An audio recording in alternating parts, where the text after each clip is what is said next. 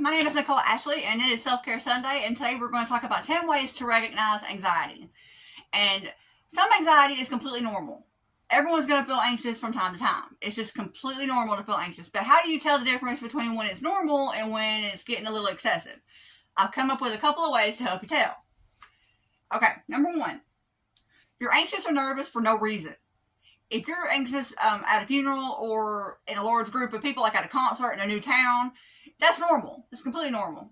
But if you're just like sitting there chilling, watching TV, and all of a sudden you're anxious and nervous and you can't explain why, maybe that's something to pay attention to, because that shouldn't be normal. Number two, your heart starts racing. That's one of my first cues, is my heart will start racing for no reason. And that's when I know, okay, I need to sit up, I need to breathe, I need to go outside, I need to do something, because a panic attack is coming on, and I know it. So that's another one. You can't be still. Mine is my feet always want to move or rub together when I'm like on the bed or on the chair or something. My feet will rub together when I'm about to get anxious or when I am anxious. That's one of my tells. Maybe you've got another one. If you do, leave it in the comments down below, because I'm very interested to know.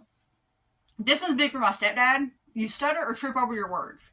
He is really bad about this. I love him to death, but he is really bad about stuttering and tripping over his words because of his anxiety. If you notice you're doing this a lot, maybe it's something to bring up to your doctor. If you notice a lot of these symptoms, please seek help, because it's not normal. Okay? Again, you can't identify what you're worried about. If your brain is racing with horrible thoughts or negative thoughts and you really just can't figure out why, that could be something to pay attention to.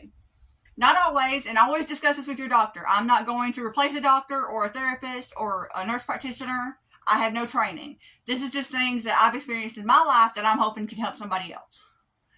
So, you know what's bothering you, but you have no control over it. Like, I remember one time I got so anxious because my bathtub in a rental house that I had a crack in the bathtub. No big deal. Only thing I had to do is call the landlord. They come fix it, right? But my brain was taking it into overdrive. Like, it was going to fall through and someone was going to be hurt. And no matter what I did, my brain would not stop with those negative thoughts. So whenever you experience something like that, that is something to pay attention to, because you cannot control it. Okay? And once this kind of feeds in with the same thing, you obsess over small things, like that little crack in the bathtub. The odds of that actually making something fall through is slim to none, but my brain didn't care. My heart rate didn't care. My body reaction didn't care. It had something to obsess over, and it stuck on that.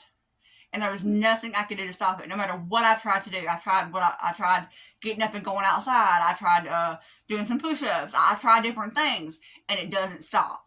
When you can't control something like that, that is something that your doctor, your therapist, call a friend needs to know.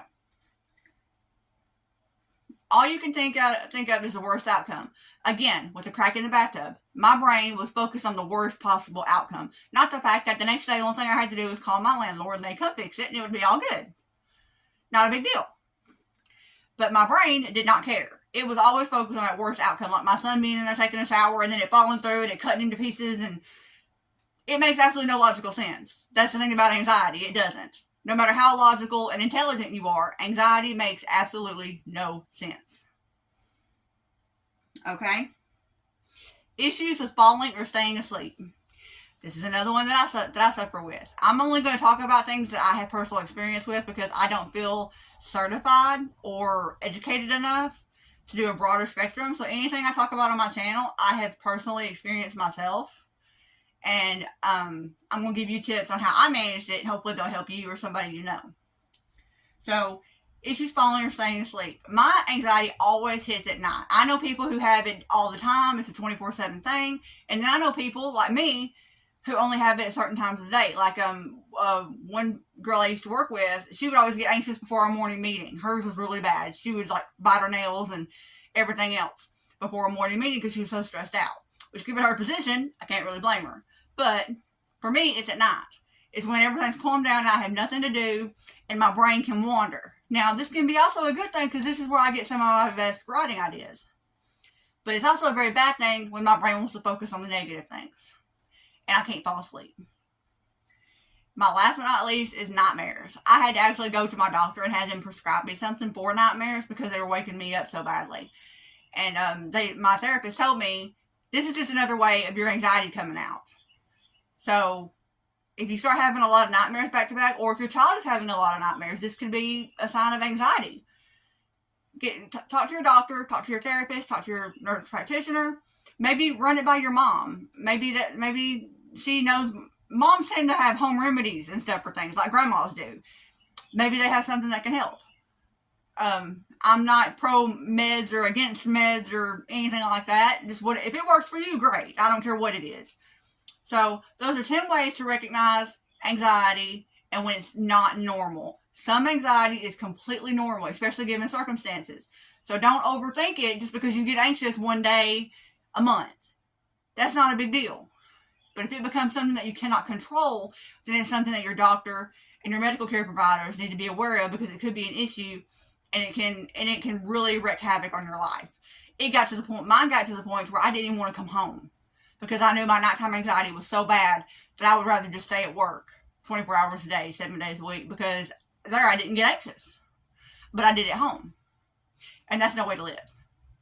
So if you have any signs of anxiety that you've noticed in yourself, put them in the comments down below. Or if you have any coping mechanisms, because that's what we're going to be talking about next week, is how to cope with anxiety. Put those in the comments down below. And let me know if there's anything else you guys would like to hear about.